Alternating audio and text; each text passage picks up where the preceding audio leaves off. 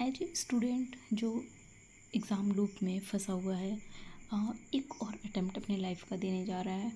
तो मैं मैं मेंटली किस चीज़ से डील कर रही हूँ और उसका मैं सॉल्यूशन क्या निकाल रही हूँ। तो पहली बात कि जब मैं मॉक टेस्ट देती हूँ, अगर मेरे मार्क्स कम आते हैं तो मुझे डाउन फील नहीं कर रहा है। इस बार मैं वो चीज़ नहीं कर रही हूँ कि मैं डाउन फील कर रही हूँ, उसी फीलिंग को मैं सोच रही हूँ, सोचने में और 2 घंटा 1 दिन अपना वेस्ट जा रहा है। नहीं, ठीक है, जो चीज़ कम हुआ वो कम हुआ।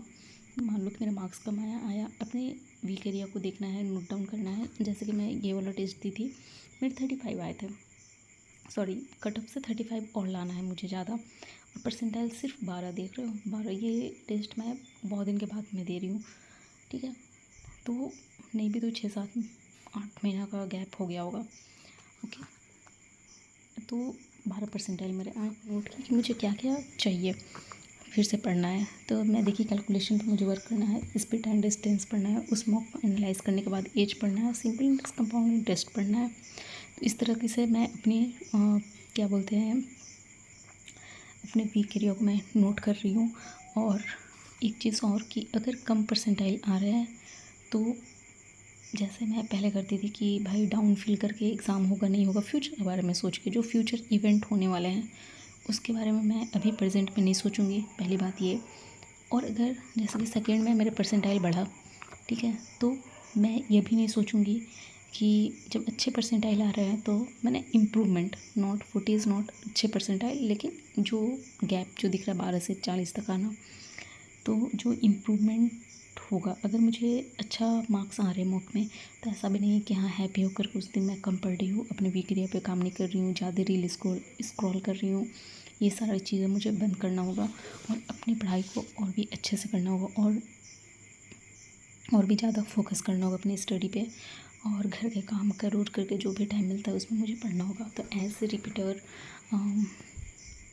मैं ये चीज़ नोटिस की हूँ अपने अंदर, और इस बार फिर से ये अटेम्प्ट मुझे देना नहीं था, लेकिन जैसा कि मैं अपनी जर्नी फिर से मैं सोच रही हूँ कि चलो एक बार दे लेती हूँ। पता नहीं दिल में कैसे फिर से आया कि चलो दे लेते, जब ये अटेम्प्ट तो मुझे बिल्कुल भी नहीं देना था। फिर भी लेट्स सी, अभी फॉर्म भरना बाकी है। तो मैं 23 तारीख को अपनी प्रिपरेशन स्टार्ट की थी, रीस्टार्ट की थी, ओके। एंड आज है 27 जून जब मैं इस वीडियो को रिकॉर्ड कर रही हूँ। तो इस 5 दिन में मैं यही की हूँ कि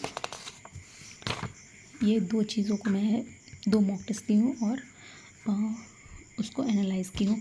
और मैं 2 चीज़ पे फोकस करूँगी कि मेरा एडिटोरियल नहीं छूटे बिल्कुल भी, और बैंकिंग अवेयरनेस पढ़ना था जो कि मैं नहीं पढ़ी इन 5 दिनों में।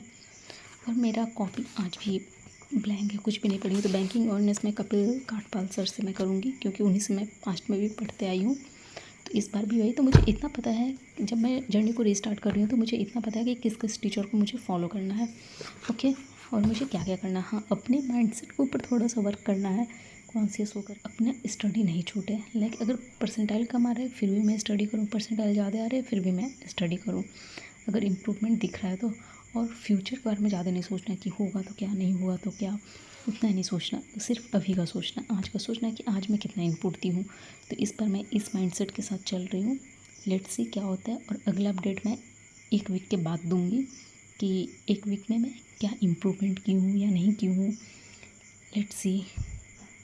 और इन 5 दिन में पहला 2 दिन मैं बहुत अच्छे से पढ़ी, एंड आफ्टर दैट वापस से कुछ कुछ काम आ गया तो फिर से मेरा स्टडी डाउन हो गया।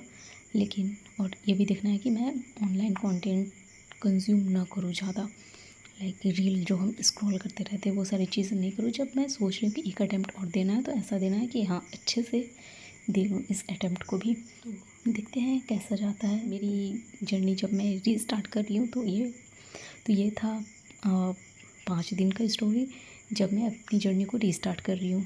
तो नेक्स्ट अपडेट मैं 1 वीक के बाद दूँगी अपना। Thank you for watching.